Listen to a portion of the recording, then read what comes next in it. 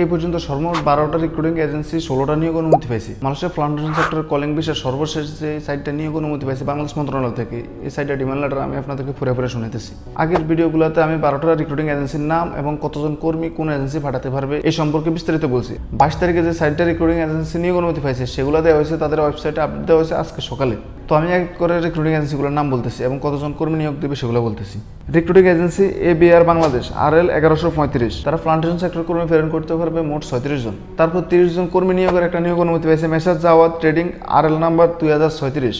Recruiting agency Dansiri overseas RL number 2088, তারা কর্মী প্রেরণ করতে পারবে 20 জন। এরপর Amin tours and travel limited RL number 981, তারা কর্মী প্রেরণ করতে পারবে মোট 25 জন।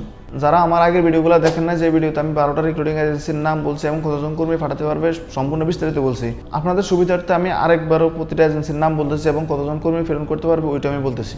এই প্লান্টেশন সেক্টর সর্বপ্রথম যে নিয়োগ অনুমতিটা পাইছে সেটা পাইছে সরকারি রিক্রুটিং এজেন্সি বয়েসেল, তাদের RL নাম্বার 147। তারা 25শে সেপ্টেম্বর যে নিয়োগ অনুমতি পাইছে সেখানে তারা 200 জন কর্মী ফেরানোর একটা নিয়োগ অনুমতি পাইছে। 19শে ডিসেম্বর 4 জন কর্মী নিয়োগের নিয়োগ অনুমতি পাইছে recruiting agency JR employment agency RL number 1274। 23শে ডিসেম্বর মোট 80 জন কর্মীর নিয়োগ অনুমতি পাইছে Messrs Sunway overseas limited RL number 2323, তারা একই কোম্পানির মোট 2টা শাখায় 60 জন 20 জন মোট 80 জন কর্মী প্রেরণ করতে পারবে।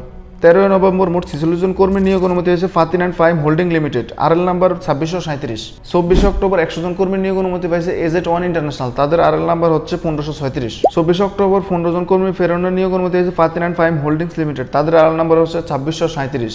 13 নভেম্বর মেসার্স মিটি ওভারসিজ RL নাম্বার 2698, তারা 15 জন কর্মী ফেরানোর একটা নিয়োগ অনুমতি পাইছে। 27 নভেম্বর আবারও সরকারি রিক্রুটিং এজেন্সি বুয়েসেল 400 কর্মী নিয়োগ অনুমতি পাইছে। 10 November messrs regard international RL number 2084, 50 জন করে 100 জন কর্মী ফেরানোর একটা নিয়োগ অনুমতি পাইছে। 10 ডিসেম্বর 49 জন কর্মী ফেরানোর একটা নিয়োগ অনুমতি পাইছে AZ1 ইন্টারন্যাশনাল RL নাম্বার 1536। 2রা ডিসেম্বর মেসার্স ইয়াজ ওভারসিজ RL নাম্বার 2066, তারা মোট 150 জন কর্মী ফেরানোর একটা নিয়োগ অনুমতি পাইছে। 11 ডিসেম্বর 20 জন কর্মী ফেরানোর নিয়োগ অনুমতি পাইছে messrs SBS global overseas RL number 2722। September মাসের শেষ সপ্তাহ থেকে মালয়েশিয়া কর্মী ফেরানোর একটা ধাপ শুরু হয়েছে। এখন 24 সাল শেষ হয়ে 2025 সালের জানুয়ারি মাসে আজকে 3 তারিখ, এখনো পর্যন্ত মোট নিয়োগ অনুমতি দিয়েছে 16টা ডিমান্ড লেটার। ডিসেম্বর মাসের 23 তারিখে সর্বশেষ নিয়োগ অনুমতি দিয়েছে, এরপরে আজকে 3 তারিখ চলতেছে জানুয়ারি মাসের, 11 দিন সময় হয়ে গেছে, এখনো পর্যন্ত নতুন একটা ডিমান্ড লেটার নিয়োগ অনুমতি দেয় না। 22 তারিখে যে সাইটটা রিক্রুটিং এজেন্সি নিয়োগ অনুমতি পাইছে সেগুলো কেন আজকে 23 জানুয়ারি তাদের ওয়েবসাইটে আপলোড করে? অবশ্যই এটার পিছনে কোনো না কোনো রহস্য আছে, এটা সাধারণ মানুষ না বুঝলেও আমরা তো বুঝি। মন্ত্রণালয় আসলে কি চায়? 2024 সালের মে মাসে যে 18,000 কর্মী মালয়েশিয়া আসতে পারে না, তাদের এই ধীরগতির কারণে, ভিসা প্রসেসিং এর ধীরগতির কারণে তারা কি এটাই চাইতেছে যে প্লান্টেশন কর্মীদের সাথেও এটাই ঘটুক? আল্লাহ না করুক যদি এমনটা হয়, তাহলে তো মন্ত্রণালয়ের লাভ। তারা নতুন করে আবার কলিং করবে, নতুন করে আবার তাদের দান্দা শুরু হবে। একজন ইউটিউবার এই হিসাবে গালি দিতে পারে না, মুখের ভাষা খারাপ করতে পারে না। ইউটিউবার পরে তার আগে আমি একজন প্রবাসী, আমরা এই মন্ত্রণালয়ের নির্যাতনের শিকার। যতদিন এই মন্ত্রণালয় থাকবে, এই মন্ত্রণালয়ের সিস্টেম না পাল্টাবে কিংবা যাদের হাতে এই মন্ত্রণালয় চলতেছে তাদেরকে না পাল্টানো হবে, সে পর্যন্ত আমরা প্রবাসীর এই ভোগান্তির শিকার হতে হবে। মন্ত্রণালয় বসে বসে কি হলাইতে আছে? এখনো পর্যন্ত এজেন্টগুলোর একটা সিন্ডিকেট এখনো পর্যন্ত ভাঙতে পারে না। এই 5 লাখ টাকা দিয়ে আসতে হয়, 6 লাখ টাকা দিয়ে আসতে হয়। সরকারি রিক্রুটিং এজেন্সি বুয়েসেলের বিভিন্ন নিউজে দেখা যায় তাদের কর্মী তারা 1 লাখ টাকার ভিতরেই পাঠাইতেছে। একটু খোঁজ নিয়ে দেখেন, রিক্রুটিং এজেন্সি বুয়েসেলের মাধ্যমে যারা আসে তারা কেউই 4 লাখ 5 লাখ টাকা নিচে আসতে পারে না।